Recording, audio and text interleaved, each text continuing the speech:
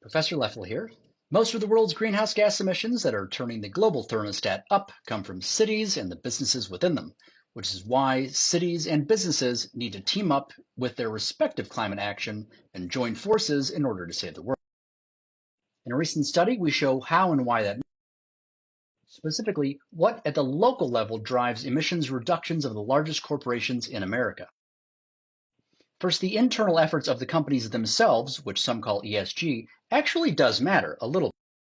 But what matters even more is regulations at the state and city level. The stick, in other words.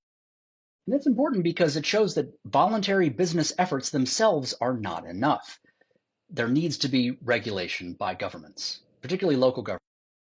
What has an even bigger impact is financial incentives like grants, loans, provided by the state and local government to businesses to reduce the costs of decarbonization for business. Think Inflation Reduction Act funds, which are critical because there's so many of them now, and local governments need to harness them in order to reduce the local private sector corporate carbon footprint.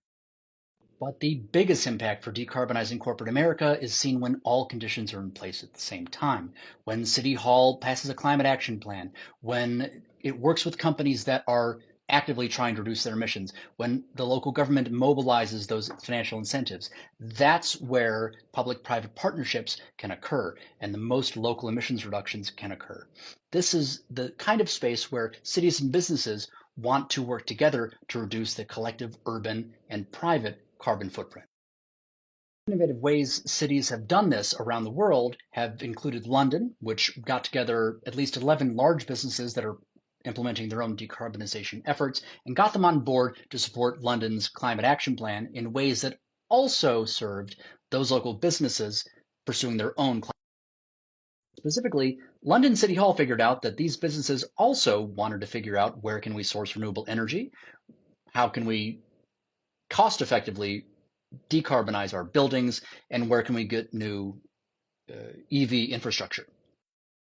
And the businesses came up with a phased plan by which they would work with the city to implement the city's climate action plan on exactly those points: buildings, EVs, renewable energy, and that would also at the same time serve the cause of those local businesses doing exactly the same thing.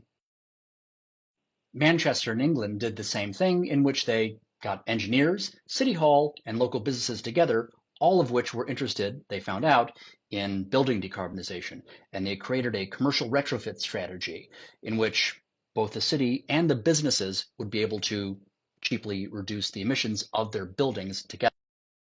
Dallas, Texas identified and convened several climate active businesses into a business climate leadership group in which they developed shared targets, both the businesses and the city itself, on how they were both going to pursue decarbonizing their buildings as well as installing new electric vehicle infrastructure.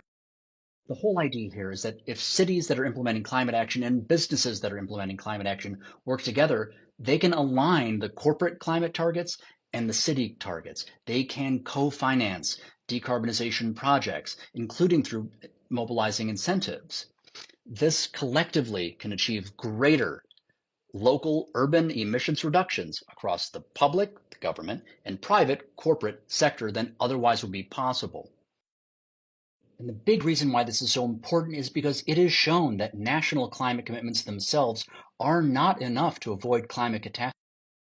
But if the commitments that are made by cities and businesses independently of their nations are fulfilled, that can fill that climate leadership gap and that emissions gap and help us achieve a sustainable future. So the next evolutionary leap in local climate leadership is that cities need to go beyond just regulating local companies, but also collaborate with them in a climate action sense. Combine capacities and resources, and mutually meet their carbon targets and commitments quicker than they otherwise would. And doing so will make all the difference.